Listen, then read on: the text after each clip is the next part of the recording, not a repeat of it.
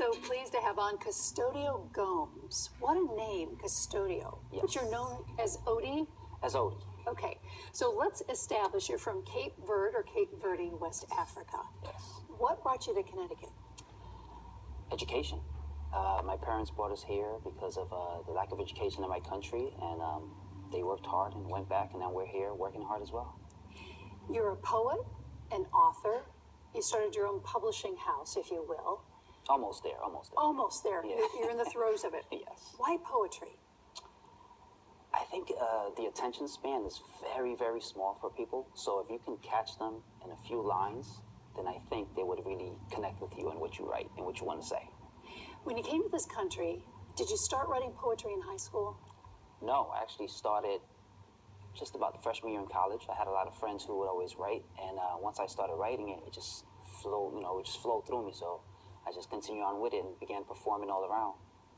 Tell me about the performing. Where do you, coffee houses, where do you go? We did everything. I went to Southern Connecticut State University, and we had a group, and we would do colleges, coffee houses, poetry slams, wherever we can get. Describe a poetry slam to me. Poetry slam is when you have a few people going up against each other. You have groups and you have individuals, and they just recite what they have, and the crowd usually would clap the hardest, and whoever gets the hardest claps. Have you won some? I won a few. All right. What types of things do you write about?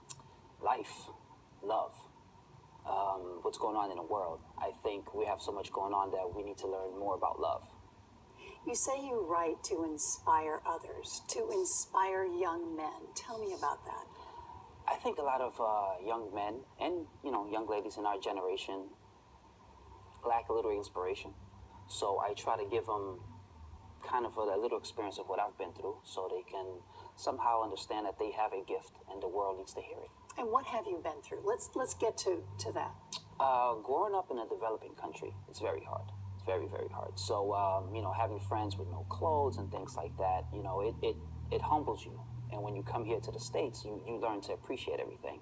And when I came here, I was in Brooklyn, New York. It was very hard over there as well. And then Bridgeworth, Connecticut, the inner city is a hard life. So I wanted them to understand that doesn't mean you have to stay there wherever you are.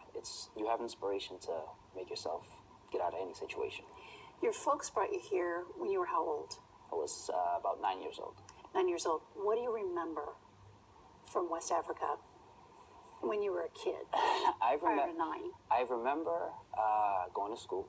I remember how hard it was, how it was so challenging because they expect so much of you. I remember the beautiful water in our country. I remember the beautiful air. The people were so nice and welcoming.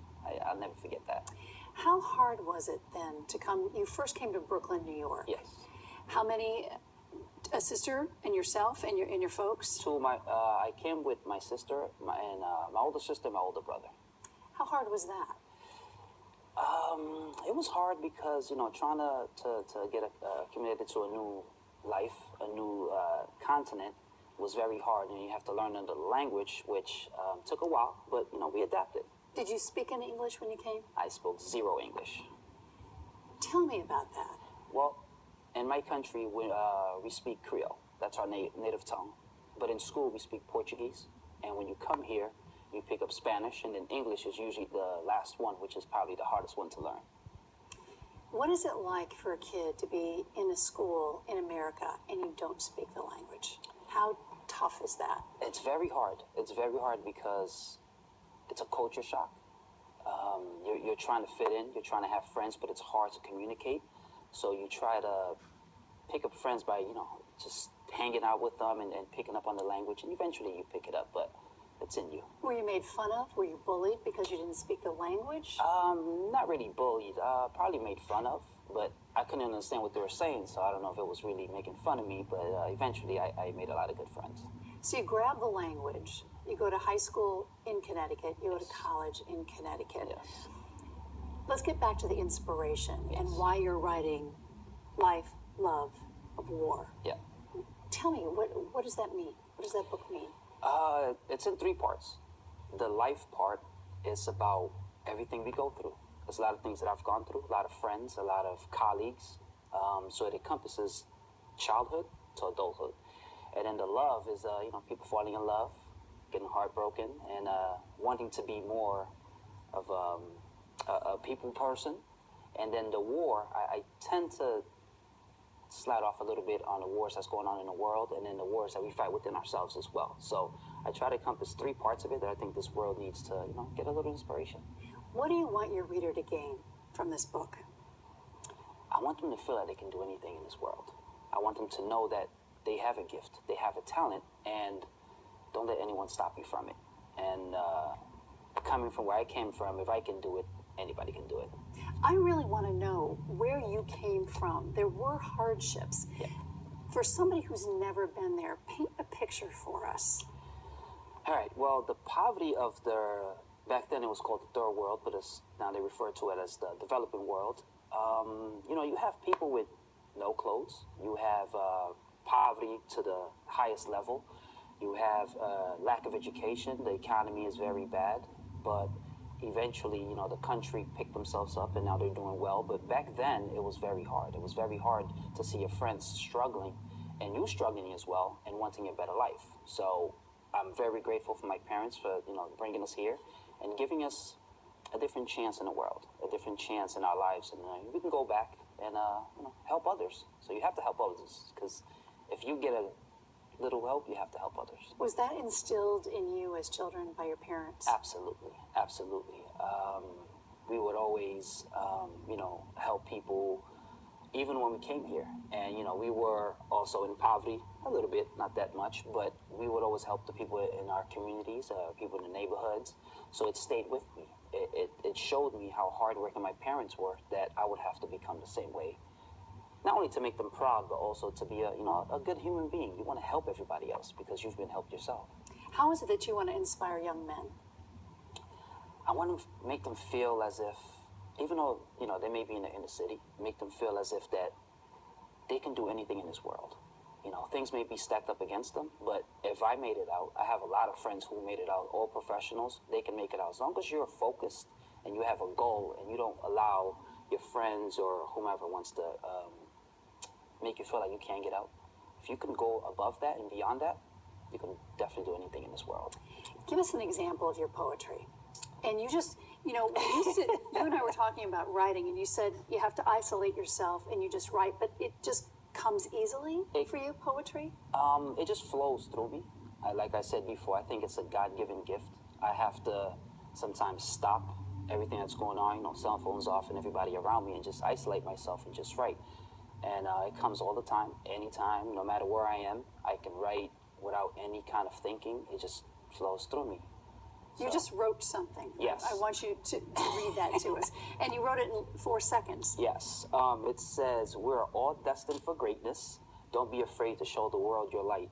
Your story can inspire anybody in this world. As long as you stay focused, you can be a light to everyone."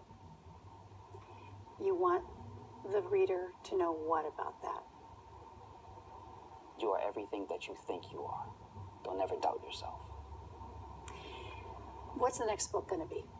The next book is called The Human Experience. It is true stories, 10 people, including 9 others, and it's about struggles in life. And this one is, to me personally, it's more inspiring than this one right here, because I'm becoming 10 other people and trying to speak their stories to the world. I'm trying to give the world a sight into what they've gone through and inspire. It's always about inspiring. Will it be poetry or more storytelling? No, it's no poetry this time. It's storytelling. Give me an example of somebody you're writing about. I'm writing about one of them is a good friend of mine, who is Daniel Trust. He was a genocide survivor. I have another friend who was molested. I'm writing her story. I have somebody else who's a single parent with 2 kids, and kids are doing phenomenal. One's in college and another one is coming out of middle school. Also, I'm writing about a male getting custody in court, which is hard to hear about. So it encompasses a lot of things that, can inspire someone to feel that, you might have gone through something. It may be hard, but you can work right through it. So you're getting right down into the nitty-gritty. Right to the and nitty-gritty. Just real stuff, real life. Real life stuff. Is it hard to write that? was somewhat hard because I had to put myself in the mindset of them. I'm writing it as if I'm the one going through it. So I had to become those people. I had to interview them. I had to listen to their voices. And then I said to myself, I have to do justice, for what they've done for me. So I had to do what I told them I was going to do for them, which is tell their story and inspire everybody that reads the book. So you mentioned you're working on this publishing house. Why do you need to do this? I think there's so many writers out there. They don't know how to get published or publish their own work, and it would help them in getting their own work out there. I mean, I know a lot of people who write, not only poetry, autobiographies and fiction, nonfiction, whatever they write about, but I'm out there trying to help others get their dreams out into the world. Well, you're doing a good job of it. Custodio Gomes, thank you